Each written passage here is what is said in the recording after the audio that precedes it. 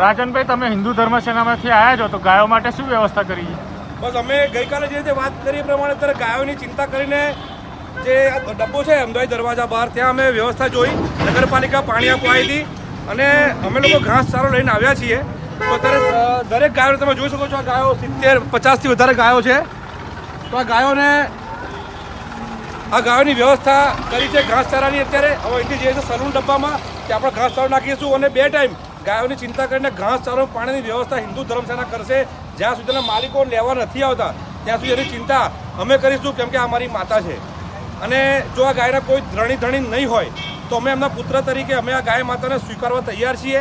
તો હિન્દુ ધર્મસેના એવી વિનંતી કરે છે ગાયના માલિકોને કે ભાઈ જ્યાં હો ત્યાંથી પોતાની ગાયોને ઘરે લઈ જાઓ. એ તો અમે લઈ ગયા પછી પાછી તમારા ઘરે નહીં આવે એ વાત ચોક્કસ છે. તો બીજું કશું નહીં, પણ બસ આ વ્યવસ્થા રૂપિયા અમે બધા હિન્દુ ધર્મસેનાની ટીમ કામે લાગેલી જ છે. સતત આની પર ધ્યાન રાખીએ છીએ. જય શ્રી રામ, જય શ્રી રામ.